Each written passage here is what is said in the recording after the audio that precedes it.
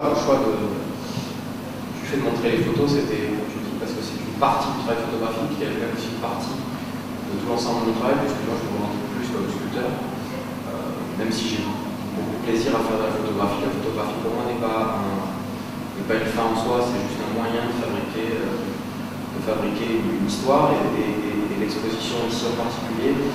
Et là aussi pour fabriquer un univers, c'est-à-dire qu'on n'est pas dans un rapport photographique, je veux dire, simple. C'est pour moi avant tout une installation avec comme objet principal de la photographie l'idée de créer une atmosphère, un environnement, avec l'idée des deux étages sur deux séries différentes qui peuvent cohabiter, qui cohabitent assez peu généralement. C'est un peu une première tentative de cohabitation de ces deux séries, ce qui rend pour moi, ce qui donne pour moi à cette expo-là un enjeu un peu particulier. Donc, dont on a déjà parlé entre nous dans la construction de cette expo, c'est aussi la première fois que cette série-là complète, puisqu'elle est finie aujourd'hui, elle a été ponctuée par les vidéos. C'est la première fois que cette série-là est montrée en galerie, donc c'est aussi un regard nouveau pour moi sur le travail, puisque ça a été plus l'objet d'expositions dans des centres d'art, dans des lieux dédiés à d'autres des lieux associatifs, des centres d'art, des musées, des choses comme ça. Mais c'est la première fois qu'une galerie prend le risque de montrer cette série photo, parce qu'elle a quand même à certains moments des petits enjeux compliqués à défendre, et peu de gens avaient eu la volonté de le faire avant. Donc voilà, pour moi, il y avait un vrai plaisir à venir faire cette expo ici, aussi pour cette raison. Et alors, j'aimerais que tu nous parles en particulier du choix de ces personnages avec cette mise en scène très particulière. Donc, qui sont des auto-dégénérés.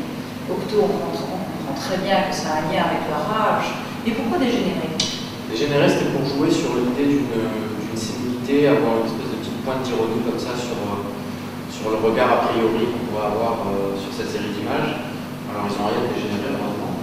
Et l'idée du choix des personnages, puisque tu me posais la question, c'est pas un choix lié à ma famille en particulier, il s'avère que c'est ma grand-mère et ses frères jumeaux, mais pour des raisons de proximité déjà, pour des raisons d'explication du travail, pour les accompagner jusqu'à la séance de prise de vue et multiples séances de prise de vue, puisque la série a été faite sur 4 temps différents, 2001, 2003, 2005 et 2007.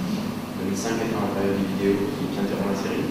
Et l'idée c'était d'avoir ce rapport très proche qu'ils entretiennent de par leur génialité, de leur faire revivre ces moments d'enfance, non pas comme une simulation de quelque chose qui n'a jamais existé, mais comme un moyen de retrouver des automatismes qu'ils avaient eus. Et aussi parce que dans cette série, je ne voulais pas de regard sexué de l'un sur l'autre, et je ne voulais pas que le spectateur soit en face d'un couple.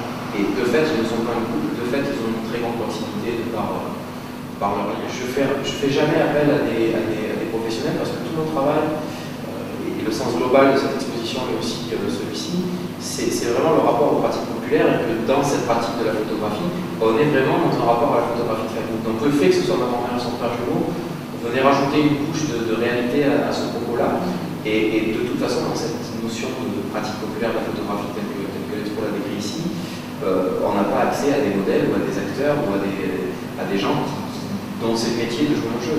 Il y a aussi cette part d'intimité qui se révèle de leur part parce que ça n'est pas leur métier de le faire. Et donc il y a peut-être cette candeur, cette beauté qu'on n'aurait pas si... En tout cas, il y a cette spontanéité. Ce n'est pas des gens qui se posent la question du jeu, ce n'est pas des gens qui se posent la question du statut de spectateur, ou qui se posent la question de leur propre image. C'est des gens que moi je convoque là dans leur part d'humanité, malgré leur grand âge, mais qui ne sont pas dans des stéréotypes de comportement par rapport au statut de l'image et à leur propre statut vis-à-vis de l'image. Et ça, pour moi, c'était